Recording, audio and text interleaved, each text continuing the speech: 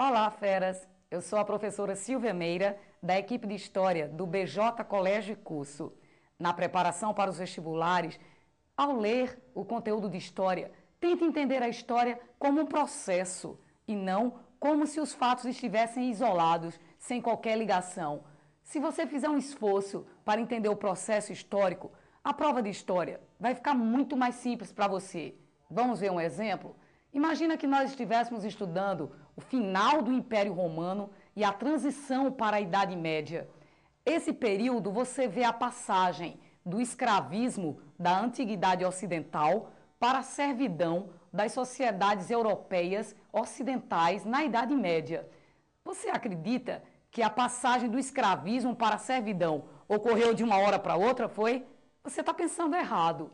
É interessante você perceber que desde o século III, chamado o Baixo Império, os romanos começaram a conviver com uma crise muito grave. A cada instante, o Império Romano foi sendo corroído na sua estrutura.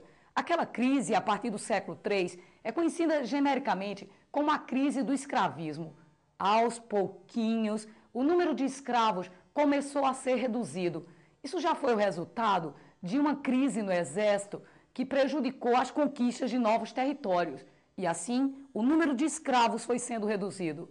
A necessidade da mão de obra fez com que o escravismo fosse cedendo espaço para um regime que é chamado de colonato. O regime de colonato, ele mantém o trabalhador ligado à terra.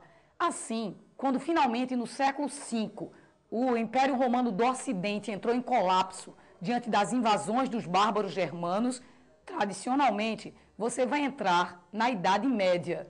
Como você percebeu, os romanos estão deixando de herança para a formação da sociedade medieval o colonato. O colonato está, então, contribuindo para as origens da servidão medieval. Se você conseguir estabelecer pontes como esta, o conteúdo de história vai ficar muito mais simples e nada vai ser difícil na hora da prova. Leia cuidadosamente cada alternativa, porque a resposta está lá. E a equipe de História do BJ está torcendo muito por vocês. A gente vai se encontrar no listão, hein? A gente quer comemorar juntos. Tchau, gente. Até a nossa próxima dica. Boa prova para todo mundo.